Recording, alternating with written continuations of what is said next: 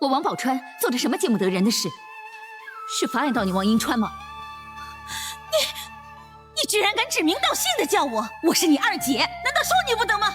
在经过一夜的商讨后，丐帮帮主葛大决定让代战公主扮成乞丐，与他们一同出城。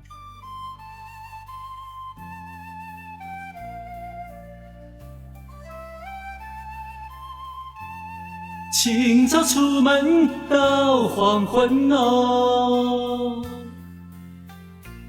一餐没吃头昏昏哟。此时的城管护卫队实在是听不下去了，连忙阻止了他们的演唱会。可此时的城管大队发现今天的丐帮队伍里又多了2个新面孔，当即就询问这是何人。幸好此时的张伟很是机灵，直接放出了一个毒气弹。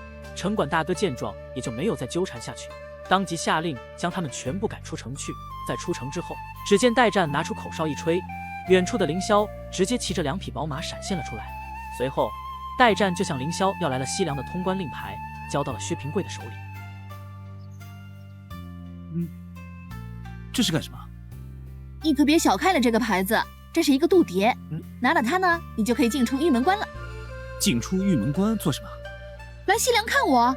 哦，我就知道你不是中原人士啊！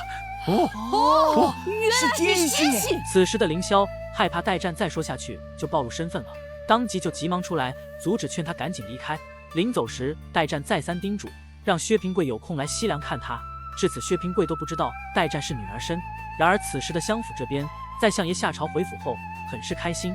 原来是皇上下旨要为3小姐王宝钏抛绣球招亲，并赐下凤冠霞帔。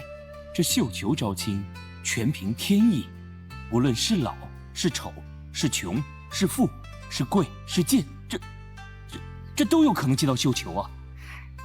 这怎么行啊？而此时，王银川直接说出了一句令大伙震惊的话：万一宝钏这绣球一抛，被一个白发苍苍的老头给接住了，那宝钏不就要嫁给他？那老头要叫爹岳父，那爹不是挺尴尬的吗？哎呀，银川，别乱说话，皇恩浩荡。我说的可是实话，这抛绣球本来就没个准儿，而且这万一要是被狗给咬住了，那叫宝钏去嫁狗啊！薛公子啊，我真是要被你急死了。我们家小姐她的意思是要你去接绣球。要我接绣球？对啊，难道你不想娶我们家小姐吗？我想，我当然想了。在王宝钏得知皇上要为他举办抛绣球招亲后，当即就让小莲去找了薛平贵，让他把薛平贵偷偷摸摸地邀请到相府的后花园。他们本以为夜深人静的时候不会有人看到的，可不曾想此时却被魏虎装了个正着。他偷摸地躲在了假山后面偷听3人的谈话。王宝钏这次请薛仁贵前来，就是想要确定他的心里到底有没有自己。说嘛，说。我心中当然有小姐。王宝钏听闻此话很是高兴，心里瞬间就乐开了花。他希望在他抛绣球的那天，薛平贵也可以到场并接下绣球。但薛平贵深知自己的身份低微，配不上王宝钏，更何况他现在连自己都养活不起，他怎敢对王宝钏有非分之想呢？但自古英雄难过美人关，更何况这还是一个富婆。薛平贵最终还是答应了下来。小姐对我一番美意，要是我不去的话，岂不是辜负了小姐？所以我的决定是，我一定会去的。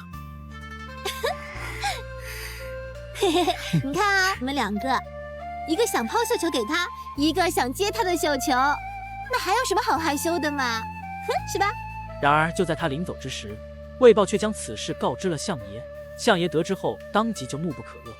爹，魏虎在巡视咱们相府内外的时候，发现小莲她鬼鬼祟祟地带着一个外人进咱们相府，所以我才会请爹娘还有大家先别睡，看看这个吃里扒外的丫鬟她做些什么事。此时的小莲还想要再解释一波，不料却被银川直接扇了一巴掌，同时还让魏虎将其带出去斩了。此时薛平贵赶忙将所有事都拦到了自己身上，请求相爷不要伤及无辜。宰相府里头容不得你无耻下流之人在这胡言乱语。拿，在，押出去送官。是。好在此时的夫人知道薛平贵是自己女儿的救命恩人，这才阻拦的相爷送她去见官。正巧此时王宝钏从屋内走了出来，王宝钏表示自己只是想要当面感谢一下自己的救命恩人而已。然此时的二姐却不乐意了，她诬陷薛平贵，说他可能就是那个劫走王宝钏的蒙面人，然后又假装成他的救命恩人，想要来论功请赏。我薛平贵绝对不是这样的人。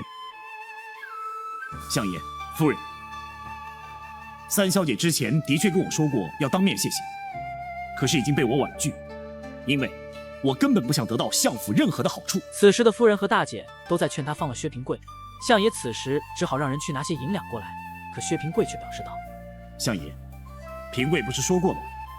我是不会要你们相府的报酬。”哦，薛平贵，老夫可当着全家人的面给你台阶下。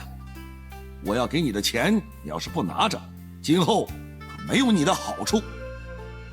相爷，这些钱平贵是不会要的。平贵现在只希望可以离开相府，不知道相爷答不答应？今天正是相府3千金王宝钏被皇上下旨招亲的日子，而到了时辰的王宝钏却迟迟不肯抛下绣球。此时的王宝钏心急如焚，只因她的心爱之人还没到来。然此时的二姐夫却是一个劲的催促，生怕自己的弟弟错失了这一飞冲天的机会。而此时的大姐见状，当即就表示道：“我说魏虎啊，这抛绣球选妻，那可是三妹的终身大事啊，她当然要慎重了。那可得好好的仔仔细细的看看下面那些都是什么样的人，对不对呀？等她看好了，挑中了，再把这个绣球抛下去啊。”随后就先将宝钏扶了下去，先行休息。此时的小莲也只好再次跑去门口了解情况。询问之下，他才得知薛平贵是因为没有请帖而被拦在了门外。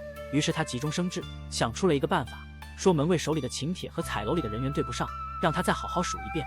随后他就故意打翻了门卫手中的请帖，偷偷地藏了一张在背后交给了薛平贵。薛平贵在拿到请帖后，当即就着急忙慌地想要进去，结果门卫却怀疑他的请帖是假的，非要检查一下。这个请帖肯定是假的，我再检查一下。让他进去嘛，他有请柬的。而正巧此时大姐夫路过了此地。哎呀，你胡说什么？他是我的朋友，这张请柬啊是我亲自给他的。啊，你朋友？可是相爷交代过，不许闲杂人等进入，所以我要严加审查。我说的话你也不信了吗？是。哎呀，你也是，怎么穿成这样就来了？有了大姐夫的帮忙之后，薛平贵很快便进入了绣楼。此时的小莲也赶忙跑来告诉王宝钏，薛平贵已成功进入绣楼的好消息。看到薛平贵进来，王宝钏悬着的心终于放下了。国王的神佛，请你们保佑，让王宝钏的绣球能抛中他薛平贵。绣球一经抛出，30多位王孙公子便开始了争抢，这让本来好好的抛绣球招亲变成了比武大赛。此时的绣球被踢来踢去，现在就看谁的武功更胜一筹了。经过几轮的打斗，最终场上也只剩下了魏豹和薛平贵2人。